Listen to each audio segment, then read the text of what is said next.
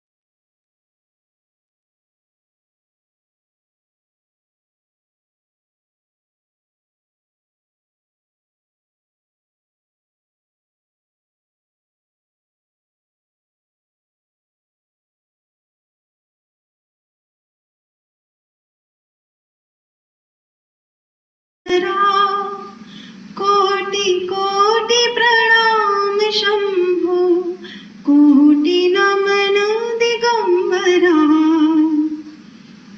नाथ नागेश्वर हरो हर पाप शाप विशापतम. महादेव महान भोले, सदा शिव शिव शंकरा. आशुतोष शशांक शेखर.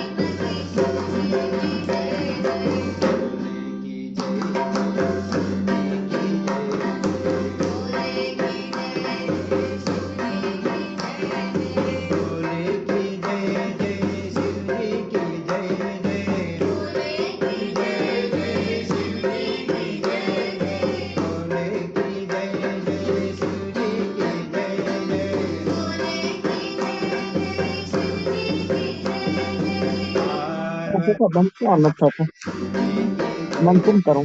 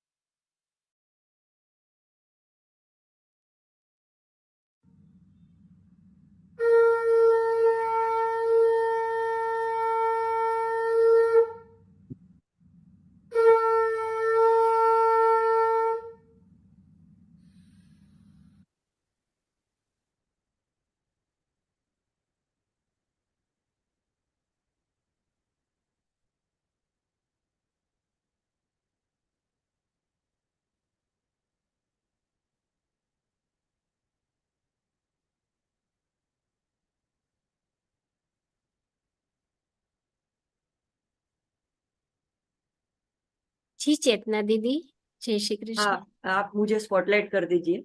जी। हाँ। शुक्लांबरधरं विष्णु शशिवर्णं चतुर्भुजं प्रसन्नवदनं ध्यायेत् सर्वविघ्नोपशान्तयेत्। सरस्वती नमस्तुभ्यं वरदे कामरूपिणी विद्यारंभं करिष्यामि सिद्धिर्भवतु मे सदा। गुरुर्ब्रह्मा गुरुर्विष्णु गुरुर्देवो महेश्वरा गुरुर्साक्षात् परब्रह्म तस्मै श्री गुरवे नमः। सदाशिवसमारम्भं शङ्कराचार्यमध्यमम् अस्मदाचार्यपर्यन्तां वन्दे गुरुपरम्परा। सभी के हृदय में बसी राज राजेश्वरी माँ भगवती श्री ललिताम्बिका महात्रिपुर सुंदरी को प्रणाम। जय माता जी। हर हर शंभो, हर हर महादेव। आज देखो कृष्ण पक्ष की त्रयोदशी है, तो त्रयोदशी तिथि को प्रदोष का व्रत पड़ता है। तो और रविवार होने की वजह से इसको भौम प्रदोष या रवि प्रदोष कैसे ऐसा शुभ संयोग आज बना हुआ है। और इसमें व्रत करने से शिव जी के साथ साथ सूर्य नारायण की भी कृपा प्राप्त हो जाती है, अच्छा आरोग्य, अच्छा सौभाग्य और शिव जी के द्वारा मनोवांछित फल प्राप्त होता है। तो सूर्यास्त के पहले और बाद में 45 मिनट का जो समय होता है उसको प्रदोष काल कहा जाता है। अगर हो सके तो प्रदोष का सूक्त है, स्तोत्र है, उसका पाठ कीजिएगा।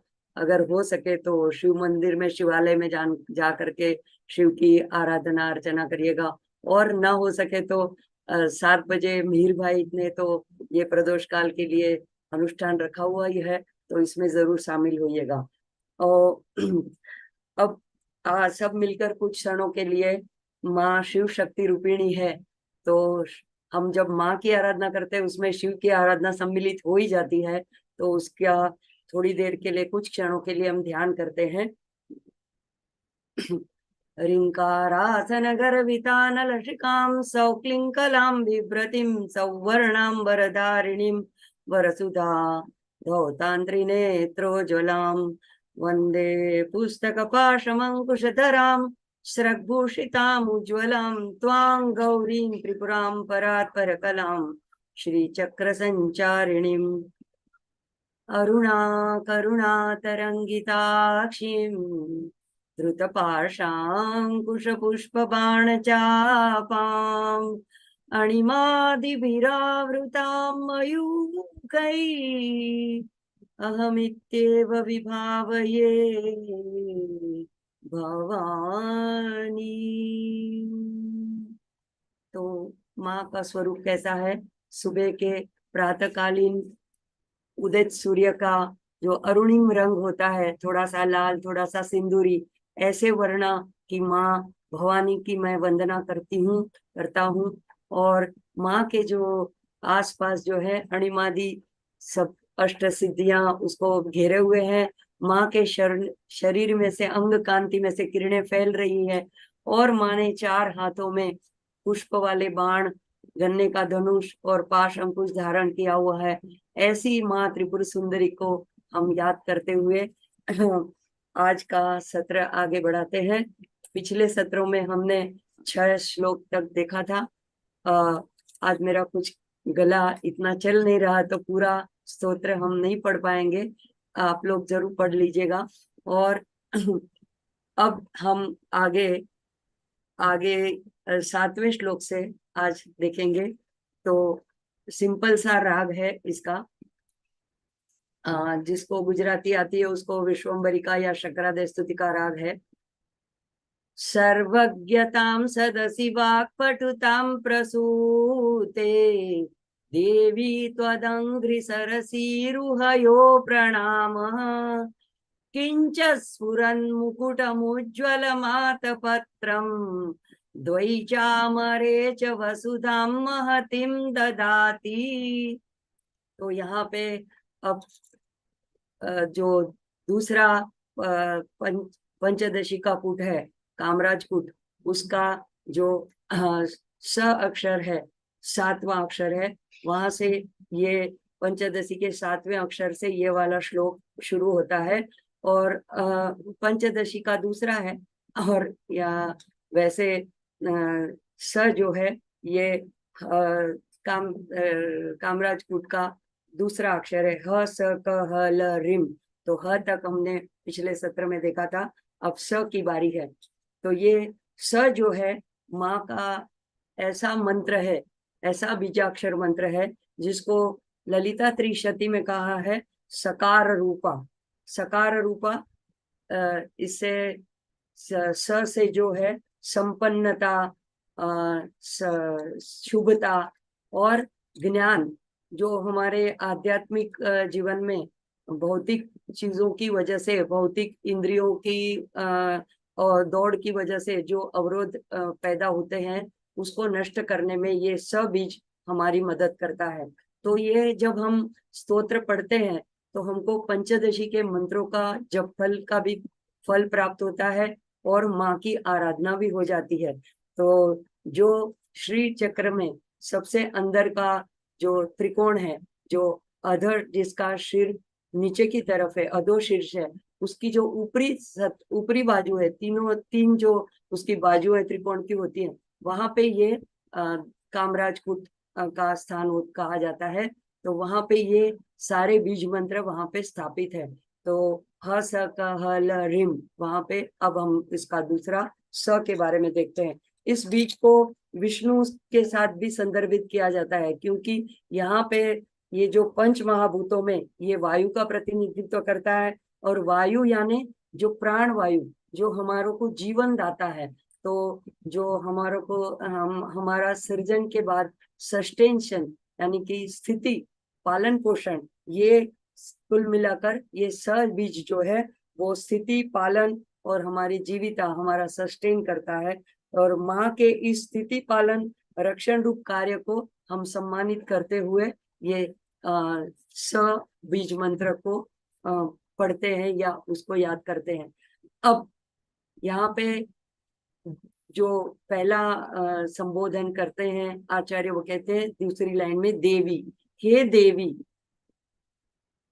आपके दूसरी लाइन में सरसीरुहयोः, सरसीरुहयोः, कमल के समान, त्वदंग्री, आपके चरणों में, प्रणामः, यो प्रणामः, जो प्रणाम करते हैं, तो उनको आप प्रसूते, क्या देते हैं, क्या उनको प्रदान कर देते हैं।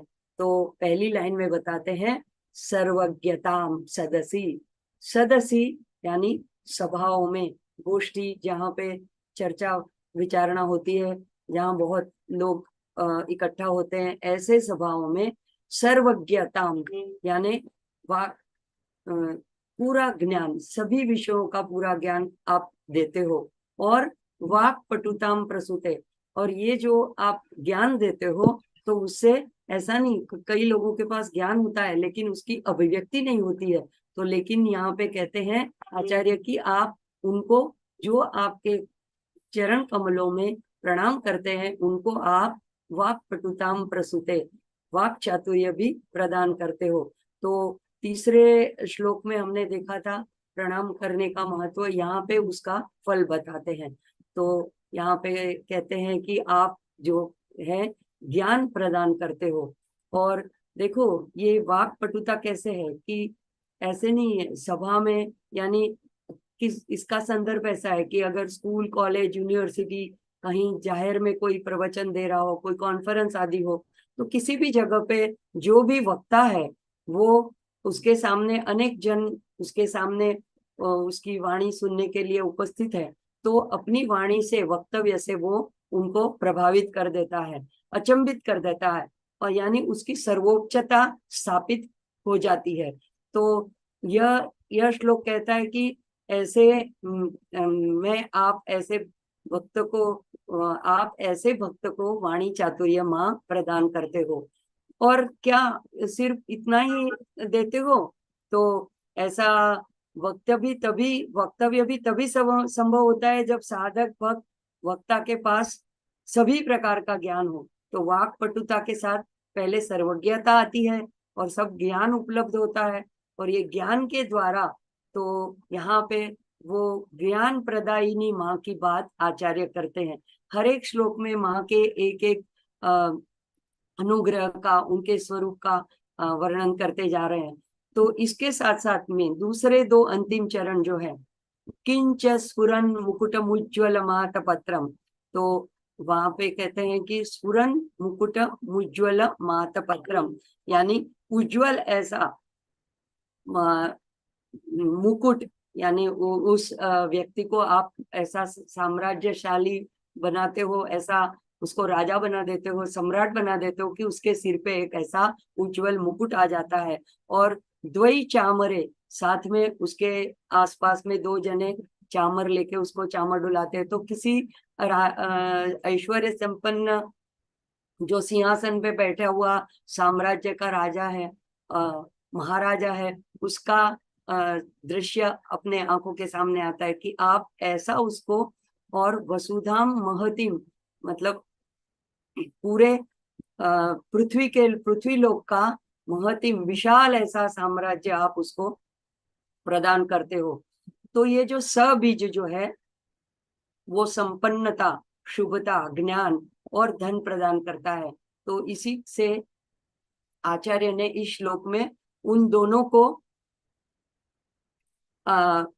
सम्मिलित कर लिया है कि पहले दो में बताया है कि ज्ञान और बाद में ऐश्वर्य, लक्ष्मी। तो यहाँ पे हमको ललिता सहस्त्र नाम का नाम याद आता है, सचामर रमावाणी सव्य दक्षिण सेविता। तो वहां पे भी यही बात बताई गई है वाक आदि देवताओं ने कि माँ जो है उनका स्वरूप कैसा है। तो त्रिपुर सुंदरी के एक तरफ तो है यानी दाहिनी ओर है रमा यानी लक्ष्मी यानी ज्ञान की देवी, और दूसरी तरफ बाईं ओर रमा तो दूसरी तरफ है सरस्वती। तो वो दोनों उनकी सेवा में उपस्थित है, उनको चामर डुलाती है। इसका अर्थ यह है कि माँ अपने भक्तों को ज्ञान और वैभव, संपत्ति, ऐश्वर्य दोनों एक साथ प्रदान करती है। तो यहाँ पे वही जो माँ का ललिता सहस्त्र नाम में जिस रूप की बात की है उसी की यहाँ पे आराधना की गई है। अब भक्त को क्या होता है कि सबसे पहले तो प्रसाद मिलता है ज्ञान का। अगर वो प्रणाम करता है, झुकता है, तो उसको सबसे पहले ज्ञान का प्रसाद मिलता है और सर्वज्ञता प्राप्त होती है। तो अनेक विषय है जगत में, लेकिन सभी विषयों का ज्ञान उसको अपने आप उसके अंदर प्रकट होता है। देखो, ज्ञान कोई ऐसी चीज नहीं है कि पुस्तकों को पढ़ करके या नेट पे सर्व करके प्राप्त किया जाए। ज्ञान हमारे अंदर है, हम ज्ञान स्वरूप है, हम सच्चिद आनंद स्वरूप है। तो हमारे अंदर वो ज्ञान है, लेकिन वो प्रकट तब होता है जब हमारे पर माँ की कृपा होती है। तो यहाँ पे कहते हैं कि उसको सर्वज्ञता आती है, विवेक उत्पन्न होता है, और ऐसा नहीं कि सिर्फ ज्ञान देती है, साथ में भुक्ति और मुक्ति दोनों प्रदान करने वाली है। तो उसको हे लक्ष्मी जी जो है वो उसको ऐश्वर्य, धन, संपत्ति, सौभाग्य, सुख सुविधा, साम्राज्य सभी प्रकार के भोग प्राप्त कराती है। तो ऐसा साधक भक्त सभी कुछ पाने के बाद उसके बाद उपराम हो जाता है और तब ज्ञान प्राप्ति के द्वारा मोक्ष मार्ग पर मुड़ जाता है, यानी माँ उसको बाद में मुक्ति भी प्रदान करती है। तो अभी हम कभी कभी ऐसा सोचते हैं कि ऐसे बड़े बड़े स्तोत्र हैं, ये बहुत उम्र वाले बुजुर्गों के लिए, निवृत्त लोगों के लिए। अब जो समाज में जब घर में किसी काम के नहीं है, ऐसे ही बैठे हैं तो बस भजन कीर्तन में लगे हैं, तो ऐसे लोगों के लिए ही ऐसे सारे स्तोत्र हैं। ऐसी बात नहीं है। यहाँ सदसी यानी जो पहली लाइन में सदसी शब्द है वो बड़ा विशिष्ट शब्द है। अगर व्यक्ति छोटा बच्चा है, अगर आपके घर में कोई छोटे बच्चे हैं, अगर वे भी अगर ये स्तोत्र का पाठ करते हैं तो उनके ऊपर भी माँ की कल्याण की दृष्टि जरूर होती है, निश्चित होती है। तो वहां पे अगर छोटा बच्चा है तो उसको पढ़ाई में सर्वोत्कृष्टता प्राप्त होती है। अगर वो उसके स्कूलों में भी ऐसे असेंबली वगैरह होती है तो वहां पे एलोकेशन कंपटीशन होती है, तो वहां पे वो अपनी वाक्पटुता प्रदर्शित कर सकता है। अगर कोई नौकरी कर रहा है, कोई अच्छे ओहदे पे, पद पे है, तो वहां पे अपनी बातों से, अपने तर्क से, अपने नए विचार, नए सुझाव से वो बदलाव ला सकता है। अपनी जहाँ पे काम करता है वहां पे, या अपने जीवन में बदलाव ला सकता है, सकारात्मकता बढ़ा सकता है। अगर देश में कोई अच्छे पद पे अगर कोई आसीन है तो वो, जैसे कि अगर कोई विदेश मंत्री है, तो ऐसी खूबियों के द्वारा उनका ऐसा प्रभाव होता है कि दूसरे राष्ट्रों से जब द्विपक्षीय मंत्रणा वगैरह करते हैं तो ऐसे उनकी भूमिका अहम बन जाती है, तो अपने देश के लिए वो अच्छे परिणाम हासिल कर सकते हैं। तो यहाँ पे व्यक्ति जहां पे भी है वहां पे वो एक रोल मॉडल बन जाता है अपनी वाणी के प्रभाव से, और लोगों को वो सत्य के, धर्म की ओर राह पर मोड़ लेता है। तो सबसे उत्कृष्ट उदाहरण तो आचार्य खुद ही हैं। उनके जमाने में जो धर्म का, सनातन धर्म का, हिंदू धर्म का थोड़ा ह्रास हो चला था, तब उन्होंने अपनी वाक्पटुता से, माँ की कृपा से और शास्त्रार्थ करके अन्य धर्मों को पराजित करके अपना सनातन धर्म भारत वर्ष में पुनः प्रस्थापित किया था। और ऐसे मंडन मिश्र और उनकी विदुषी पत्नी भी बाद में उनके शिष्य बन गए थे। और अगर अभी की बात करें तो हमारे माननीय आदरणीय प्रधानमंत्री नरेंद्र मोदी जी पर भी माँ की ऐसी कृपा हमको देखने को मिलती है। तो यहाँ पे ये श्लोक कहता है कि लक्ष्मी और सरस्वती दोनों की कृपा माँ के प्रणाम से भक्त को, साधक को हासिल हो सकती है। अगला श्लोक देखेंगे, 8वां श्लोक देखेंगे। कल्पद्रुमेरभिमत प्रतिपादनेषु कारुण्यवारिधिमिरम्ब भवत्कटाक्षैः आलोकय त्रिपुरसुन्दरि मामनाथं त्वय्येव भक्तिभरितं त्वयि दत्तदृष्टिम्। तो यहाँ पे अब पंचदशी का जो 8वां बीजाक्षर है क, तो ह स क ह ल रिम, तो क जो है इसकी बात आती है। तो क जो है ये तीनों कूटों में आता है। पहले वाग्भव कूट में भी आता है, मध्य कूट कामराज कूट में और अंतिम शक्ति कूट में भी आता है। लेकिन तीनों में उसका संदर्भ, उनका अर्थ थोड़ा थोड़ा गहरा होता चला जाता है। तो यहाँ पे त्रिशती में नाम आता है ककारार्था। पहले आया था ककार रूपा, अब यहाँ पे ककारार्था।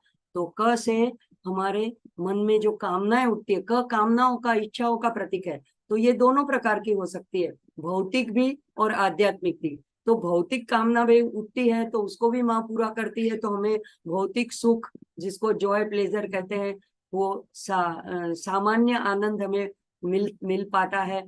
और अगर आध्यात्मिक कामनाएं उठती है तो उससे हमको परमानंद, ब्लिस जिसको कहते हैं, उसकी प्राप्ति होती है। तो ये जो क बीज है वो उसको दर्शाता है। और ये कामराज कूट का जो है तीसरा अक्षर होता है। तो छांदोग्य उपनिषद में इसको निर्गुण ब्रह्म के रूप में दर्शाया गया है। तो ये आध्यात्मिक उन्नति के लिए भी हमको मदद रूप, सहाय रूप होता है। तो आचार्य अब यहाँ पर एकदम दीन करुणामय होकर के दीन भाव से प्रार्थना करते हैं।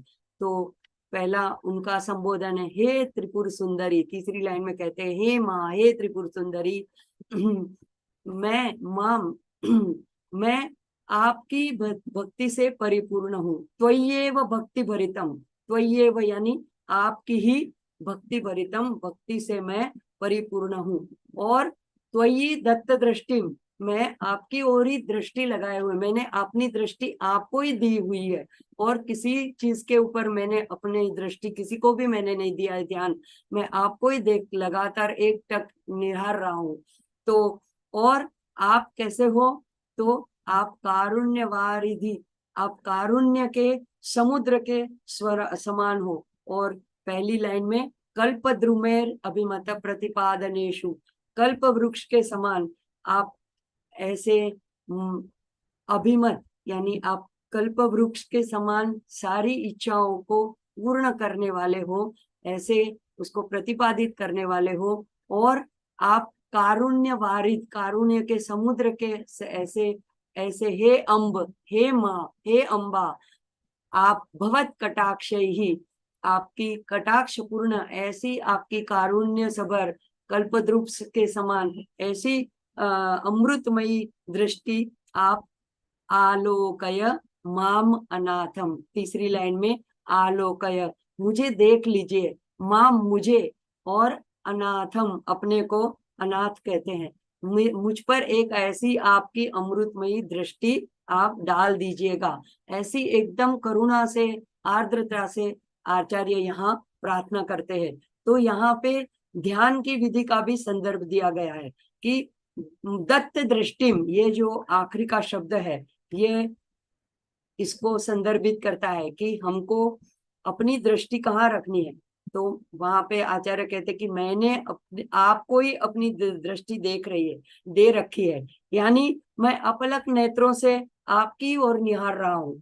तो हमें आचार्य परोक्ष रूप से यही बताते हैं कि हमें साधन, अनेक साधन भक्ति के हैं, लेकिन बारी बारी से बताते जाते हैं। तो यहाँ पे सगुण ध्यान की पद्धति में अगर हम विग्रह का अवलोकन कर रहे हैं, हम हमारे घर के मंदिर में या किसी बड़े स्थानों में जाके मूर्ति को या छवि को निहार रहे हैं, तो हमारे एकाग्र चित्त से हमें उसको देखना है, उनके सौंदर्य का पान करना है। और ऐसी अद्भुत ये टेक्निक कला है कि कुछ पल के लिए हम उस दर्शन में खो जाते हैं, हम माँ के रूप में, उसकी मोहिनी में अपने आप की सुध बुध खो बैठते हैं। तो यहाँ भक्ति भरितम, यह भी विशेष शब्द है। ऐसे ही देखना है, किसी जैसे किसी कलाकृति को देखते हैं ऐसे नहीं देखना है, और उसके साथ साथ और लोग क्या कर रहे हैं, कोई गड़बड़ कर रहा है आसपास में, कोई गंदगी पड़ी है, कोलाहल हो रहा है, इन सब की ओर हमारी दृष्टि न जाए, हमारा ध्यान ही न जाए। हम पूरी तरह से माँ के चेहरे को, विग्रह को देखने में पूरी तरह से अपने आप को डुबो दें। तो ऐसे भक्त वो है जो विभक्त नहीं है। तो जो हमेशा माँ से जुड़ा हुआ है वही, उसी को भक्त कहा जाता है, वो भक्ति भरितम। ऐसी भक्ति से परिपूर्ण जो भक्त है, तो उसको और कुछ दिखता ही नहीं है, उसका ऐसा भाव है कि मुझे सिर्फ आप ही दिख रहे हो, मेरे दृष्टि आपके ऊपर ही है। तो हमें प्रेरणा देते हैं कि हमको माँ को कैसे निहारना है। तो जब हम अपने घर पे पूजा करते हैं या किसी बड़े मंदिरों में दर्शन करने जाते हैं, तो ऐसे हमको माँ को देखना है। अब कहते हैं कि क्यों हम आपको देखें, क्यों मैं आपको देखता हूँ, और आप मुझे माम आलोकय अनाथम, आप मुझे क्यों देखें, मैं क्यों आपको ये आग्रह कर रहा हूँ या प्रार्थना कर रहा हूँ, क्योंकि मैं अनाथ हूँ, तो मेरे लिए आपके सिवा और कोई नहीं है। देखो यहाँ पे आचार्य जगत के किसी भी संबंध को गिनती में नहीं ले रहे हैं। ऐसा तो नहीं है कि किसी का कोई भी संबंधी न हो, किसी के मामा, चाचा, फूफा, माँ बाप, भाई बहन और भी कुटुंबीजन हो सकते हैं, लेकिन और उनकी तो माँ भी जीवित थी, उनको उनका अग्निदाह भी उन्होंने किया था, सन्यासी होने पर भी उन्होंने माँ को वचन दिया था, तो उन्होंने माँ का अंतिम संस्कार भी किया था। तो ऐसी बात नहीं है कि उस वक्त वो अनाथ थे जब उन्होंने ये स्तोत्र लिखा। लेकिन अनाथ का मतलब क्या है कि अगर ईश्वर को पाना है तो ऐसी भावना जरूरी है, कर्तव्य सभी के प्रति पूरी निष्ठा से करें। मन में भाव यही रहे कि मेरे तो गिरधर गोपाल, दूसरा न कोई। तो स्वामी राम सुखदेव महाराज हमेशा कहते हैं कि मेरे तो गिरधर गोपाल, ये तो बहुत लोग कहते हैं, सारे ही कहते हैं, लेकिन दूसरा न कोई ये ज्यादा महत्वपूर्ण है। यानी हम सबको अपना कहते हैं और उसके साथ साथ में गिरधर को भी अपना कहते हैं, ये नहीं होना है। तो यहाँ पे इसी अर्थ में जब हम अपने को अकेला समझते हैं, तब हम सच्चे अर्थ में अनाथ बनते हैं, और फिर माँ हमारी बागडोर अपने हाथ में लेती है। तो सुंदर कांड में भी राम जी विभीषण को क्यों अपनाते हैं, कहते हैं जननी जनक बंधु सुतदारा, तनु धनु भवन सुहृद परिवारा, सबके ममता ताग बटोरी, मम पद मनहि बांधी बरी डोरी। तो आप जो आए वो यहाँ पे मुझे मिलने के लिए मेरे पक्ष में, तो आपने सभी की ममताओं के डोर को काट करके सिर्फ मेरे पद में आपने अपनी ममता की डोर बांधी है। और तभी उनको कहते हैं तात तुम अतिशय प्रिय मोरे, ऐसे आगे चल के कहा है। तो ये भगवान को अगर हम अतिशय प्रिय बनना है, तो हमको अपने आप को बाकी लोगों से ममता की डोरी तोड़नी है, कर्तव्य पूरा करना है, प्रेम पूरा करना है, लेकिन मोह ममता में नहीं फंसना है। तो यही सूचना, यही सूचित करते हैं मां अनाथम। तो ऐसे सभी संबंधों की ममता की ताग और उसका डोर जब हम तोड़ देंगे और माँ से परम तत्व से संबंध बांधेंगे, तब हम भगवान स्वयं हमारे नाथ बन जाते हैं और अपनी बागडोर जीवन की अपने हाथ में ले लेते हैं। तो आचार्य यहाँ पे कहते हैं कि हे माँ, आप आलोकय, एक बार मुझे देख तो ले, भवत कटाक्ष ही, आपके ऐसे कटाक्ष से, एक सिर्फ ऐसी दृष्टि से मुझे देख लीजिए। तो क्योंकि ये अभिमत यानी मन चाहा वर देने के लिए सक्षम है, कल्पद्रुम के समान है, और आप करुणा से परिपूर्ण है। करुणा इसलिए कि अगर मैं कुछ मांगना चाहूं या मेरे मन में कल्पद्रुम, आप तो कल्पद्रुम समान है, मेरे मन में कोई इच्छा है लेकिन वो मेरे लिए उचित ना भी हो, हितकर ना भी हो, लेकिन आप करुणा पूर्ण है तो आपको पता है कि मैं अल्पमति से क्या मांगू, आपको क्या इच्छा करूं। आप खुद ही अगर कभी मैं मांग लूं तो कोई क्षुल्लक चीज ही मांग लूं, तो इसीलिए आप जो करुणा के वारिध के समान है, करुणा के सागर के समान है, आप ही जो उचित हो वही मुझे दे दीजिए। तो मैं नहीं जानता कि मुझे क्या चाहिए, लेकिन आप ही अपनी करुणा से मुझे दे दीजिए। इसीलिए और उस दृष्टि के लिए मैं सिर्फ आपकी एक दृष्टि चाहता हूँ, आलोकय माम अनाथम। तो यहाँ पे इस तरह से पूरे उनको विश्वास है कि जब आप मुझे देख लेंगे तो मुझे कुछ मांगना ही नहीं पड़ेगा, मेरा चेहरा, मेरा हृदय, मेरे मनोभावों को आप पढ़ लेंगी और बस सिर्फ आप एक बार मेरे पर ऐसी कृपा दृष्टि आपकी पड़ जाए, यही मेरी विनती है। तो देखो कितना सुंदर भाव है। हमें भी ऐसे ही माँ को प्रार्थना करनी चाहिए कि मैं तो हमेशा आपका दर्शन करती हूँ, आपको देखती हूँ, लेकिन आप भी कभी मेरी ओर एक दृष्टि डाल दीजिएगा माँ। आगे का श्लोक देखेंगे। हन्ते तरेष्वपि मनंसि निधाय चान्ये भक्तिं वहन्ति किल पामर दैवतेषु त्वामेव देवि मनसा वचसा स्मरामि त्वामेव नौमि शरणं जगति त्वमेव। तो यहाँ पे ये ह जो है पहले अक्षर से जहाँ से श्लोक शुरू होता है वो पंचदशी का 9वां बीजाक्षर है और त्रिशती में नाम आता है हकारार्थ। तो यहाँ पे पहले कुट में था ह जो आया हुआ था वो हकार रूपा और यहाँ दूसरे कुट में है हकारार्थ। तो ह के सार रूप हकार, हकारार्थ, ह का अर्थ यानी उसका सार रूप आप हो। ह यानी सर्वव्यापकता, शुभता, ज्ञान। ह शिव का भी प्रतिनिधित्व करता है और जो सर्वोच्च मंत्र है हंसः, सोहम हंसः, तो ह जो है वो स के साथ जब संयोजन होता है तो सूक्ष्म रूप से वो शिव शक्ति के मिलन को दर्शाता है और इसी शिव शक्ति के मिलन से ब्रह्मांड का सर्जन जो है उसको वो संदर्भित करता है। तो इसीलिए ये सार गर्भित अर्थ है, तो यहाँ पे उसको कहा जाता है हकारार्थ। तो यहाँ पे जो आचार्य है वो कहते हैं हे देवी, यहाँ पे देवी को, माँ को देवी करके, हे माँ मुझे खेद है। तो यहाँ पे कहते हैं कि अन्य जन आपके अतिरिक्त अन्य साधारण देवताओं भी मन लगा करके उनकी भक्ति करते हैं, किंतु मैं उनसे अलग हूँ। मैं कैसे करता हूँ? तो मनसा वचसा, अपने मन से और वचन से। त्वामेव देवी, त्वामेव यानी आप ही को देवी मैं स्मरामि, आपका ही स्मरण करता हूँ। और त्वामेव नौमि, त्वामेव एव आपको ही नौमि, आपको प्रणाम करता हूँ, नमन करता हूँ।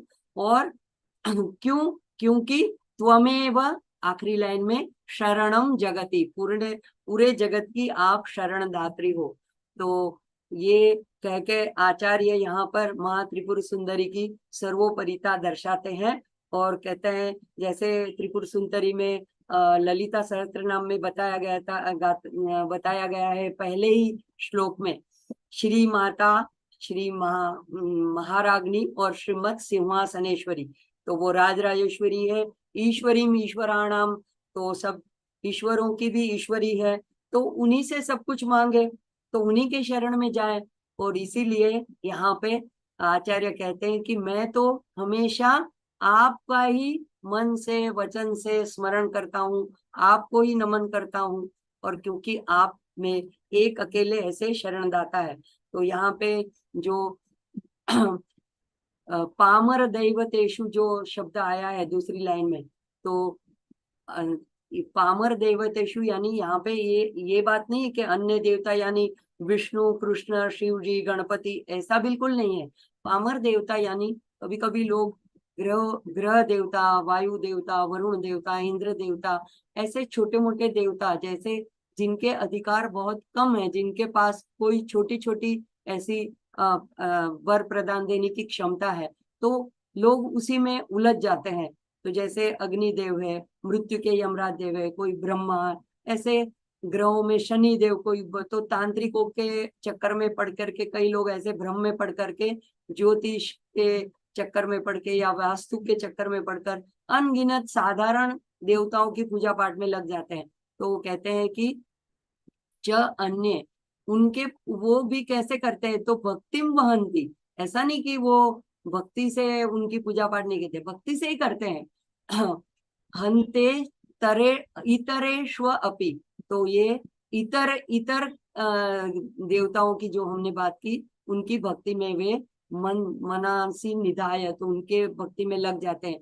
लेकिन जब सर्व समर्थ माँ हमारी माता बन के विराजमान है, तो और वह कहीं दूर आकाश में तो है नहीं, हमारे हृदय कमल में है, हमारे श्री यंत्र में, हमारे अंदर ही वो विराजमान है, मूलाधार चक्र में कुंडलिनी रूप के रूप में विराजमान है। तो हमें कहीं और हाथ फैलाने की और याचना करने की, मांगने की जरूरत ही क्या है, ये आचार्य का भाव है। तो ऐसे कहते हैं कि जैसे कोई यूट्यूब में कोई कुछ वीडियो वगैरह डाल देते हैं कि आज ऐसे करने से ऐसा होगा, टोटका वैसे करने से वैसा होगा, तो ऐसे अचूक उपायों को लेकर के लोग ऐसी भ्रमणा में पड़ के, लोभ लालच में पड़ के पूरा मन लगा कर करते हैं, ऐसी बात नहीं है। तो आचार्य कहते हैं कि मुझे ऐसे मुझे ऐसा खेद है अगर तो मैं लेकिन कैसे करता हूँ, तो कहते हैं कि त्वामेव देवी मनचा वससा स्मरामि, मन से आपका ही चिंतन करता हूँ, ऐसा कर कर हमारे लिए प्रेरणा करते हैं। वचसा यानी वाणी से, यानी आपका ही स्मरण, यानी नाम संकीर्तन स्तोत्र कुछ भी बोलूं तो मेरा मुख्य विषय जो है वो आप ही हो, और इस तरह मैं आपका स्मरण करता हूँ। तो स्वामी करुणा में हमेशा कहते हैं कि अगर आप किसी से बातचीत की शुरुआत करते हैं, तो कोई अगर पूछता है कुछ कि आप कैसे हो, तो जवाब देने से पहले उसके साथ माँ को जरूर जोड़ लीजिएगा। माँ की कृपा से मैं ठीक हूँ, माँ की दया से सब ठीक चल रहा है, माँ के अनुग्रह से सब कुछ बराबर है। तो ऐसे सब में माँ को पहले आगे करिए, उसके बाद जो कुछ बोलना है बोलिए। तो इस तरह से हम कहते हैं कि ऐसे यही बात हमको आचार्य यहाँ पे इस श्लोक के द्वारा, ऐसी जरूरत नहीं है, वो तो साक्षात्कारी पुरुष थे, लेकिन हम लोगों के लिए ऐसे संदर्भ दे करके वो हमारे लिए प्रेरणादायक बनते हैं। स्मरण, देखो हम किसका स्मरण करते हैं, जो हमें बहुत प्रिय हो, जिसके बिना हमें जीना अच्छा न लगे, जो हमारे जीवन में जिसका प्रमुख स्थान हो, तो जिसके बिना हमारा जीवन बिल्कुल फीका सूना लगे, तो उसका हमें क्या जबरदस्ती स्मरण करना पड़ता है? नहीं, बार बार उसका स्मरण हमारे मन में आ जाता है।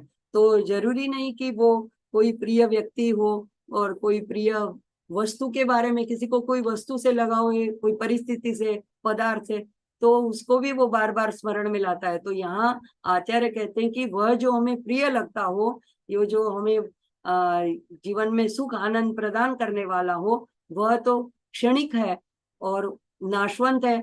और यह भी जरूरी नहीं कि आज जो चीज अच्छी लगे वो हमें कल भी अच्छी लगे या कुछ साल के बाद भी अच्छी लगे, लेकिन माँ का स्मरण या माँ की याद ऐसी है जो अगर हमारे ख्याल में रहे तो दिन बीतने साल बीतते जाए तब भी वो हमारे स्मरण से निकलती नहीं है।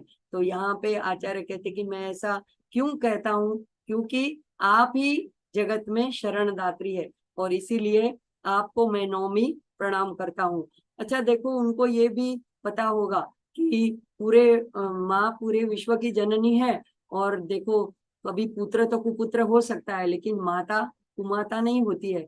तो ये हमारे अपराधों को क्षमा कर देती है, अगर बच्चों से कोई भूल जाती है, अगर पिताजी डांट देते तो बच्चों का पक्ष भी ले लेती है, उनका बचा भी लेती है। तो ऐसे इसलिए वो ऐसी दयालु करुणामयी प्रेममयी माँ को छोड़कर अन्य छोटे मोटे साधारण देवताओं के चक्कर में क्यों लोग पड़ते हैं, यह देखकर आचार्य खेद करते हैं।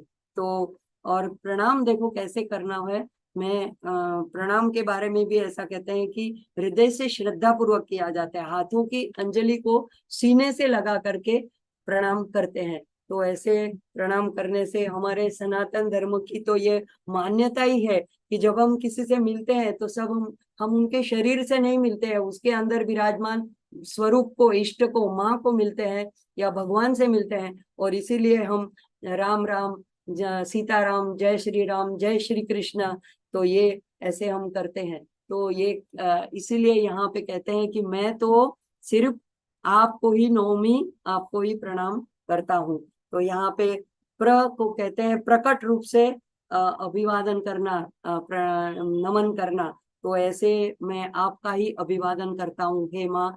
और इसीलिए आगे उन्होंने कहा कि मुझे एक दृष्टि मुझ पर डाल दीजिए। तो ये सब याचना, उनकी प्रार्थना चल रही है। और आगे का श्लोक देखते हैं। लक्ष्येषु सत्स्वपितवाक्षि विलोकनाना मालोकय त्रिपुर सुंदरी मां कथंचित नूनं मयापि सदृशं करुणैकपात्रं जातो जनिष्यति जनो न च जायते च। मुझे यह श्लोक बहुत ही प्रिय है। देखते हैं इसका क्या गर्भित अर्थ है। तो ल जो है पंचदशी का, अभी ये 10वें अक्षर पे हम पहुंच गए हैं। तो और जो यहाँ पे ललिता त्रिशती में इसकी व्याख्या आती है लकाराख्या। तो क और रिम की तरह ल जो है ये तीनों कुटों में आता है, वाग्भव में, कामराज में, शक्ति कुट में। इसलिए त्रिशती में ल से माँ के पूरे 60 नाम है। इसी तरह जैसे क के 60 नाम है, रिम के 60 नाम है। तो अगर किसी को अगर ये बीज मंत्र का और विस्तार से जानना हो माँ के स्वरूप को, तो त्रिशती के नामों को जरूर पढ़िएगा। पंचदशी के मंत्र में प्रयुक्त ये जो ल जो है, ये पहले कुट में जो है वो दर्शाता है कि साधक को जब ज्ञानेंद्रियों के द्वारा जब संवेदना उत्पन्न होती है, तो उसमें जो दृश्य, श्रव्य, ऐसे हमारे जो 5 ज्ञानेंद्रिया है, उसके द्वारा हमारे मन में कुछ ना कुछ संवेदना है, कुछ ना कुछ राग द्वेष उत्पन्न होते हैं। तो ये हमारी साधना में अवरोध करते हैं। तो ये जो ल है, ये बीज जो है वो उसके ऊपर ऐसे जो हमारे मन में द्वंद्व चलता है, उसके सामने हम जो लड़ाई करते हैं उसमें हमारी जीत प्रदान करता है। तो उस पर हमको काबू पा लेते हैं हम। तो ये लकार जो है ये हमको इस तरह से मदद करता है। और दूसरे कूट में प्रयुक्त जो ल है, ये सुनिश्चित करता है कि साधक अभी मुक्ति की ओर आगे बढ़ सकता है। तो साधक पर ये जो दूसरा लकार है, पहले कूट में भी लकार था, अब ये दूसरे कूट का लकार है, ये हमारे ऊपर दिव्य ऊर्जा की वृष्टि करता है। तो ये यहाँ पे इस संदर्भ को लेकर के अब यहाँ पे और हम ऐसे आनंद के प्रवेश में, ब्लिस के प्रदेश में प्रवेश करते हैं इस लकार की साधना के द्वारा, इस मंत्र के जाप के द्वारा। तो यहाँ पे अर्थ है कि त्रिपुर सुंदरी माँ को कहा है, हे माँ त्रिपुर सुंदरी, यद्यपि तव अक्षी विलोकनाना, पहली लाइन में ये तव अक्षी आपके नेत्रों के लिए, विलोकन करने के लिए, देखने के लिए, आपके नेत्रों को के लिए देखने के लिए, नाना यानी बहुत अलग विविध प्रकार के वस्तु, व्यक्ति, पदार्थ, ये सब आपके लिए उपस्थित है। सत्सु अपि, अपि यानी है, सत्सु यानी उपस्थित है, हाजिर है। तथापि लक्ष्येषु, लक्ष्य करने के लिए, यानी आप किसी के ऊपर, हम किसी को कहे कि अभी ध्यान दो, लक्ष्य करके पढ़ो, लक्ष्य दो यहाँ पे, तो आपका लक्ष्य जाने के लिए, लक्ष्य वेधने के लिए इस पूरे विश्व में ऐसे आपकी आंखों को देखने के लिए, आपका जिस पर ध्यान जाए, ऐसे अनेक नाना विध प्रकार के लक्ष्य हाजिर है, उपस्थित है। तथापि आप कथनचित, ये शब्द बड़ा ही अद्भुत है, मुझे बहुत प्रिय है। कथनचित, किसी भी प्रकार से, ये न के न प्रकार, कोई भी रीति से माम मुझे आलोकय, माम आलोकय, हे माँ आप मुझे देखिए। तो ये आगे पहले कहा कि एक मुझ पर दृष्टि डालिए, उसके बाद में और भी माँ की याचना आराधना की कि देखो मैंने आपको ही दृष्टि दी है, मैं आपको मन से वचन से आपका ही स्मरण कर रहा हूँ, आपको ही प्रणाम कर रहा हूँ और आप ही मेरी शरण दाता है। लेकिन अभी भी देखते हैं कि माँ की दृष्टि मुझ पर पड़ी नहीं है, ऐसा उनके लगता है। ये एक भाव है भक्त का। तो कहते हैं माँ कथनचित किसी भी प्रकार से, हे त्रिपुर सुंदरी माम आलोकय, मालोकय, मुझे मुझे आप देखिए, मेरी ओर देखिए, तो मेरी ओर एक दृष्टि डाल दीजिए। लेकिन क्यों डाले? तो कहते हैं नूनम यानी निश्चित रूप से। तो ये नूनम बड़ा अद्भुत शब्द है। निश्चित रूप से यानी पक्का ही है कि क्या है कि एक मया मया अपि सदृशम, तीसरी लाइन में है मेरे जैसा, सदृशम मेरे, मेरे जैसा, मेरे सदृश, मेरे ही जैसा, करुणैक पात्रम, करुणा का पात्र, करुणा जिसके ऊपर आप करुणा प्रदान करो, ऐसे करुणा पात्र। तो ऐसा तीनों लोकों में आपको कहीं नहीं मिलेगा, तीनों काल में। कैसे कहते हैं? जातो जनिष्यति न च जायते। तो कहते हैं कि जातो कोई अभी तक हुआ नहीं, कोई जायते अभी हो नहीं रहा, कोई जनिष्यति अब भविष्य काल में आगे चलकर भी मेरे जैसा करुणा का पात्र कोई हो नहीं सकता। ये नूनम यानी ये निश्चित है, पक्का है। अभी देखो हम सोचते हैं पीछे पहले तो कहते हैं मुझे माँ आलोक है किसी भी दृष्टि से, तब तक तो ठीक है।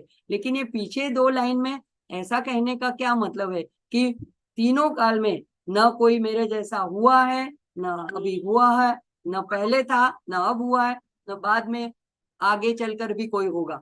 तो आचार्य की माँ के प्रति भक्ति की ये पराकाष्ठा है, ऐसा मुझे लगता है। तभी वे इतना छाती ठोक कर माँ से कह सकते हैं और हमको भी ऐसी प्रेरणा कर रहे हैं कि हमें भी ऐसी अनन्य भक्ति माँ के साथ रखनी है। तो हम ऐसी अगर भक्ति करें, कैसे आएंगे ऐसी अनन्य भक्ति की? निस्वार्थ भाव से अगर हम प्रेम के लिए, माँ का प्रेम संपादन करने के लिए अगर हम करें, तो अगर सिर्फ प्रेम के लिए हम माँ से, माँ का स्तोत्र पाठ करते हैं, माँ का गान करते हैं, तो हमें भी ऐसे स्तोत्र पाठ के गायन के माध्यम से हम भी ऐसा भाव प्रकट कर सकते हैं। तो ये हमारा भाव भी हो सकता है। तो हमें सिर्फ तोते की तरह स्तोत्र का रटन नहीं करना है कि हाँ चलो आज मैंने निश्चित किया था तो आज ये मेरा स्तोत्र ये इतना पढ़ना बाकी था, अरे रुकना 5 मिनट जरा मेरा इतना मैं पढ़ लूं, फटाफट पढ़ लिया, हाँ चलो हो गया, आज की पूजा हो गई। इस भाव से नहीं करना है। थोड़ा करें, कम करें, एक श्लोक करें, लेकिन जो करें पूरे हृदय से, पूरे भाव से करें, जैसे आचार्य हमें सिखा रहे हैं।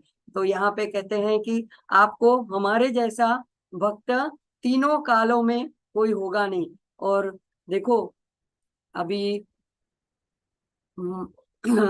अब की माँ ने कोई ऐसी रोबोट बनाने वाली मशीन तो रखी नहीं कि सब एक जैसे रोबोट जैसे उसमें से मनुष्य निकलते जाए, उत्पन्न होते जाए। तो माँ ने तो हर एक को अनोखा बनाया, यूनिक बनाया, अद्वितीय बनाया। तो हर एक कोई अपने अपने को यूनिक मान करके चल सकता है और कह सकता है कि मैं माँ का विशिष्ट बालक हूँ। तो कोई दो व्यक्ति संपूर्णतया एक जैसे हो ही नहीं सकते। तो यह बात तो हम सभी को लागू पड़ती है। तो हम अपने आप को माँ के अनन्य बालक घोषित कर सकते हैं। तो ऐसे शर्त यह है कि हमारी भी माँ के प्रति आचार्य के जैसी श्रद्धा भक्ति हो। तो माँ को अनेक प्रकार से भक्त रिझाते हैं। देखो कोई स्वरूप का वर्णन, विग्रह का वर्णन करते हैं, कोई चरित्रों का लीला का गान करते हैं, कोई माँ के गुणों का वर्णन करते हैं कि प्रशंसा करते हैं कि माँ आप करुणामयी हो, आप कल्पद्रुम समान हो। लेकिन यहाँ पे आचार्य अभी एक नई युक्ति कराते हैं, नई चालाकी आजमाइश करते हैं। ऐसा मेरा भाव है। वो कहते हैं देखो उन्होंने प्रार्थना की थी 8वें श्लोक में कि कहा कि माम आलोकय, हे माँ मुझे देख लीजिए। फिर कहा कि इतने मैं आपको ही देखता हूँ, इतना भी नहीं, आपको मनसा वचसा स्मरण करता हूँ। अब इतना सारा कहने पर भी उनको लगा कि माँ की नजर मेरी ऊपर कोई आ नहीं रही है। आचार्य को अब अपनी पात्रता सिद्ध करने के लिए अलग कोई उपाय करना होगा। पहले तो कहता है कि मैं अनाथ हूँ, लेकिन फिर भी माँ की दृष्टि मेरे पर नहीं पड़ रही है, ऐसा देख करके अब ऐसी एक बात कहता है जिसको मैनेजमेंट में कहते हैं शॉक ट्रीटमेंट। तो ऐसी एक बात बोल देते हैं कि देखो माँ, मेरे जैसा ना आपको न पहले कोई हुआ है, न हो रहा है, न होगा। अब देखो कोई ऐसा अगर डिक्लेयर कर दे तो माँ बोल, तुरंत माँ की नजर जाएगी, कौन बोला, किसने कहा ऐसा। तो ऐसा ये कथनचित खुद भी अपनाते हैं। ये कहते हैं कि माँ आप किसी भी प्रकार से मेरी तरफ दृष्टि डालिए, लेकिन फिर खुद भी किसी भी प्रकार से माँ की दृष्टि अपने और खींच लेने के लिए ऐसी 2 लाइन ऐसा श्लोक में कहते हैं कि मेरे जैसा कोई नहीं हुआ है। तो जब आचार्य माँ को रिझाने के लिए कहते हैं कि ब्रह्मांड में तो अनेक ऐसे लक्ष्य हैं, लेकिन आपके ऐसे अनन्य लोग, बालक भी है, ऐसे पदार्थ भी है, वस्तु भी है, और पता नहीं मेरी बारी कब आए या ना भी आए। तो इसीलिए ऐसा समझ के मैं तो ऐसा कह रहा हूँ कि माँ मेरे जैसा कोई न हुआ है न होगा। तो माँ की प्रीति हमेशा, जो कोई बच्चा थोड़ा कमजोर बीमार हो ना, या कोई विकलांग हो, कोई अल्पमति हो, अनगढ़ हो, तब माँ कुछ ज्यादा ही उसकी तरफ ध्यान देती है। तो उनको लगता है मैं ऐसा बोल दूंगा तो माँ को लगेगा ये कोई लगता है थोड़ा पागल है, थोड़ा मंदमती है, तो माँ मेरी तरफ ध्यान दे देगी और देख लेगी। तो ऐसा जैसा सामान्य रूप में ऐसा होता है जगत में, यही सोच के आचार्य ऐसी ट्रिक आजमाते हैं। तो देखो दूसरा ऐसा होता है कि अगर कोई बुद्धिशाली है, कोई होशियार है, कोई निपुण है, तो स्वावलंबी है, समर्थ है, तो माँ को भरोसा होता है कि ये अपने आप कर लेगा। तो सचमुच जो माँ पे निर्भर है, जो जरूरतमंद है, तो वहां माँ ज्यादा ध्यान देती है। तो बस इसी बात से आचार्य माँ को कहते कि जगत में शायद अनेक लोग होंगे, लेकिन वो आपके कृपा के पात्र भी होंगे, पर मेरा जैसा दूसरा कोई है नहीं, था नहीं, होगा नहीं। तो अगर आपने कृपा करने के लिए कोई सूची बनाई है, कोई लिस्ट बनाई है, तो हे माँ, मेरा जो है ऊपर उसका प्राथमिकता मुझे दे देना, मेरा नाम अग्रक्रम उस सूची में रख दीजिएगा। तो ऐसे भक्तजन अलग अलग तरीके से माँ को त्रागा करते हैं, और माँ भी सब अंतर्यामी है, तो ये सब जानती है, तो समझती है, तो भक्तों की ऐसी स्तुति का आनंद लेती है और मंद मंद मुस्कान करती रहती है। तो ऐसे उनको लगा होगा कि ऐसे वचन सुनकर जरूरी माँ चौंक कर देख लेगी हम मेरी ओर। तो देखो कितना सुंदर उन्होंने भाव दर्शाया है। आगे देखते हैं।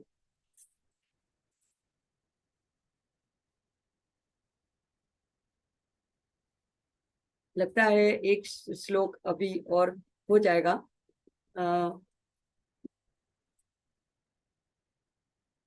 ठीक है, हो सकता है।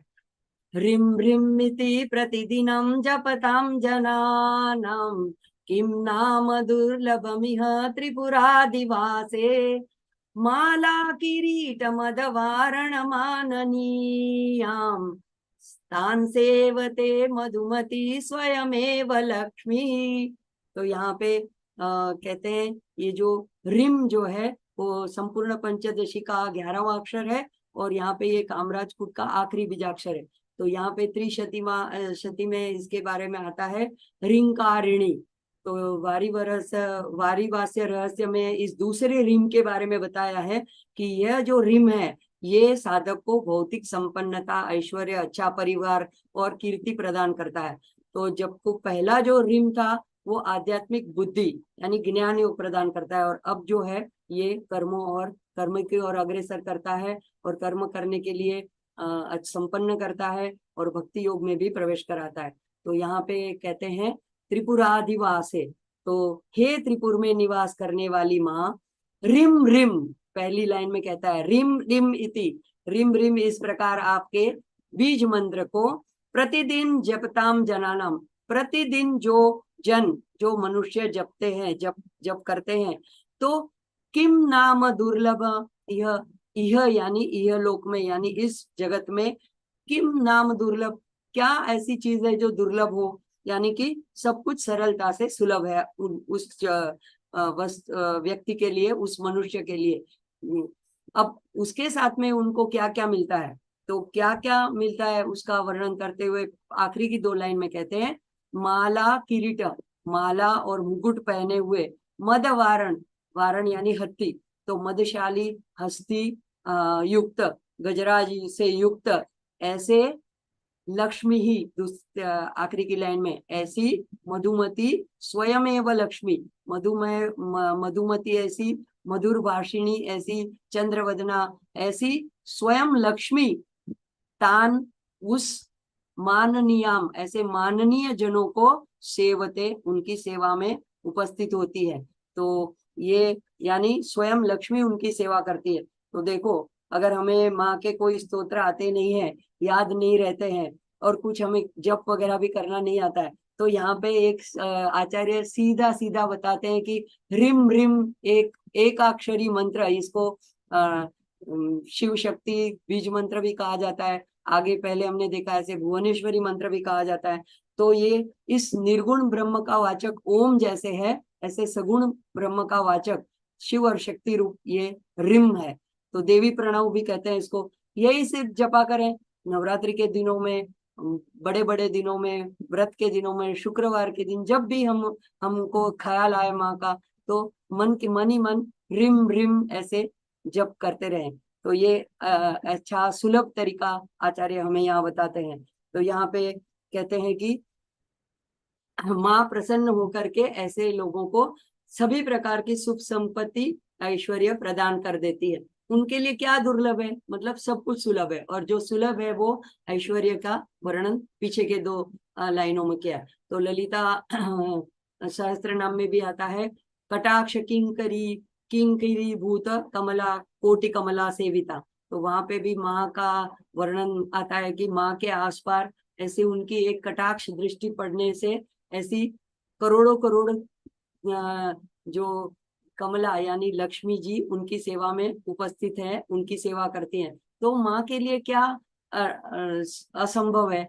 तो ऐसी लक्ष्मी जो है, कोटि कोटि कमला के द्वारा सेविता ऐसी माँ है, वो जो है उनका अगर प्रतिदिन कोई सिर्फ रिम रिम ऐसा जप करता है तो उसके लिए सब कुछ सुलभ है। अब पहले ही अगले श्लोक में भी कहा कि कब ऐसा होगा कि हम माँ का हमेशा हमें माँ की याद आए, तो जब हमारा माँ से अनुराग हो जाएगा, माँ हमें प्रिय लगेगी, माँ की याद हमें करनी नहीं पड़ेगी, माँ को हम भूल ही नहीं पाएंगे, तब तो हम ऐसा रिम रिम यह माँ का एकाक्षरी मंत्र हमारे मन में आता रहेगा। आपने आगे का श्लोक कर दिया है, अभी हम 11वें श्लोक पे ही हैं। हाँ, तो यहाँ पे कहते हैं कि एक गजलक्ष्मी व्रत की बात करना मैं चाहूंगी कि भाद्रपद की शुक्ल अष्टमी, जिसे राधा अष्टमी भी कहते हैं, उस दिन से ये व्रत शुरू होता है।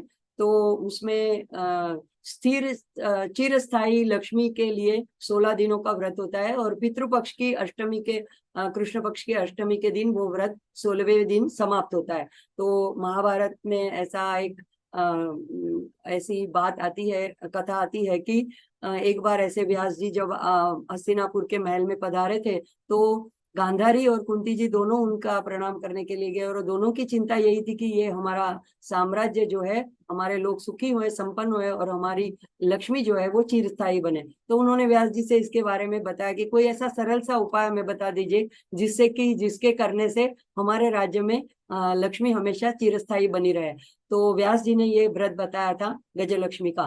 तो जैसे ही फिर भाद्रपद पक्ष आता है, तो दोनों ने ये 16 दिन का 15 दिन का व्रत किया। 16वें दिन उसकी समाप्ति करने के दिन एक मिट्टी का मृतिका का हस्ती बनाना होता है, और उसके ऊपर महालक्ष्मी की प्रतिमा स्थापित करके उसका पूजन करता है। सौभाग्यवती स्त्रियों को बुला करके वे भी वो माँ की पूजन और हस्ती का पूजन करते हैं, और साथ में जिन्होंने व्रत किया है वो ऐसी सौभाग्यवती स्त्रियों का भी पूजन करते हैं। तो अब ये गांधारी तो ठहरी महाराजनी, क्योंकि धृतराष्ट्र राजा थे, तो उन्होंने तो ऐलान करवा दिया कि सारी सौभाग्यवती स्त्रियां हमारे महल में पधारे और उनको मतलब पूजन के लिए न्योता दे दिया। तो सारे लोग राज्य के वहीं पे चले गए और अब कुंती के महल में कोई नहीं आना चाहता था। तो वो थोड़ी उदास बैठी थी। जब पांडु उनके 5 पुत्रों ने ये जाना, तो खास करके जब अर्जुन ने जाना तो उन्हें बड़ा दुख लगा। उन्होंने कहा कि माँ, आप क्यों चिंता करते हो, आप पूजन की तैयारी कीजिए और घोषणा करवा दीजिए कि हमारे महल में स्वयं स्वर्ग से ऐरावत हाथी नीचे अवतरित होंगे और आप ऐरावत की पूजन के लिए सब लोग यहाँ पे उपस्थित हुए। तो माँ ने ऐसे ही घोषणा करवा दी, कुंती माता ने। और अर्जुन जो इंद्रपुत्र था, उन्होंने अपने बाण से ऐरावत, स्वर्ग के ऐरावत को आह्वान किया और वो अपना पैरों में घुंघरू बांधे हुए, और जब वो शाम के वक्त अवतरित होने लगा तो इतना कोलाहल हुआ, इतना गड़गड़ाहट हुई कि सारे लोग जो वहां पे गांधारी के महल में थे वो भाग करके यहाँ क्या हो रहा है देखने के लिए ऐरावत को यहाँ दौड़े दौड़े आ गए। और फिर सबने मिलकर, राजपुरोहित ने मिलकर ऐरावत की पूजन किया और उनके ऊपर महालक्ष्मी की प्रतिमा रख के लक्ष्मी का भी पूजन किया और सब सौभाग्यवती स्त्रियों का भी पूजन किया। तो ये एक कथा आती है। तो देखो, इतना सारा करने के बाद, 16 दिन का व्रत करने के बाद, उसमें फलाहारी रहने के बाद और पूजन करने के बाद जो प्राप्त होता है, वो यहाँ पे आचार्य कहते हैं कि वेदों में भी इसका प्रमाण है कि रिम रिम एकाक्षरी मंत्र का जब प्रतिदिनम को जरा ज्यादा इम्पोर्टेंट है कि प्रतिदिन करने से माँ की कृपा से उसको सब कुछ, जैसे ये गजलक्ष्मी उनकी सेवा में हाजिर हो जाती है। तो यहाँ पे ये गजलक्ष्मी व्रत का ही जैसे कि संदर्भ दे दिया गया है। तो आचार्य के इस श्लोक के साथ यहाँ पे आज के सत्र का हम समापन करेंगे और शांति मंत्र के साथ। ओम पूर्णमद पूर्णमिदं पूर्णात् पूर्णमुदच्यते पूर्णस्य पूर्णमादाय पूर्णमेवावशिष्यते। ओम शांति शांति शांति। हरि ओम। श्री गुरुभ्यो नमः। हरि ओम। टैग करने के लिए राजीव जी का बहुत बहुत धन्यवाद। तन्मय शिव संकल्प मस्तु की पूरी टीम, सोनल जी, मिहिर भाई, सबका धन्यवाद। खास करके आप लोग हमेशा मुझे प्रेरणा करते हैं, तो सभी साधकों का भी धन्यवाद।